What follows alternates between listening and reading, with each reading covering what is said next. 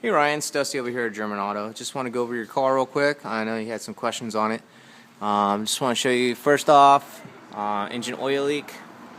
This is from underneath your car. You can kind of see there's that leak right there. There's two parts to this pan. The lower section is what's leaking on it. You can kind of see all the dripping from that area. It's all brown tint. That's the engine oil coming off of it. If you look down on your belly pan, you can see it's all wet.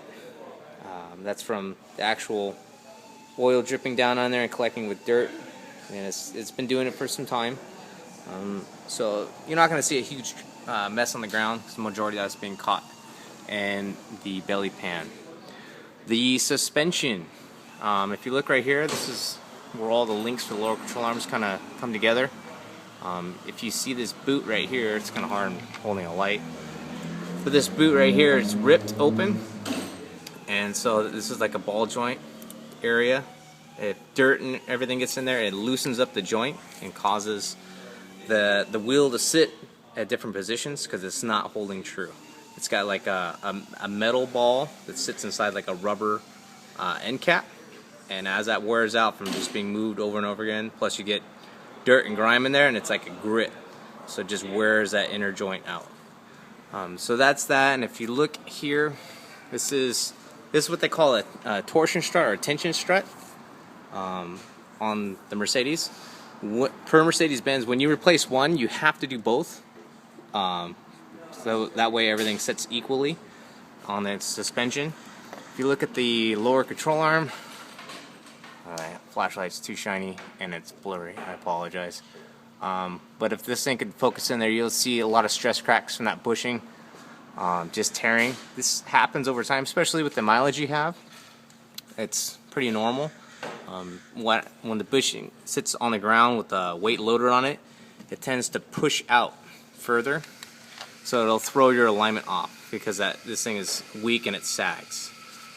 We recommend, instead of doing just the bushing at this point because of the mileage, that you do the ball joint, because it would make no sense that in 20,000 miles this ball joint is, completely wasted away just from, wear and tear, that all the money you've invested in doing just the bushing gets wasted. So we're kind of give you that option. That way, if you're going to spend your money, you do it once, you do it right. You don't have to worry about it from that point on. Same thing is on this side. The other side's, sagging pretty bad.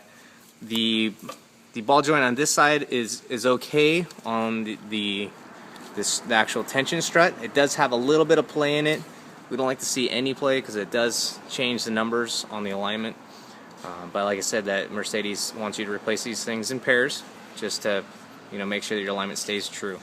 They set these things up from the factory pretty dialed in, so they kind of have strict requirements as far as keeping them that way. So.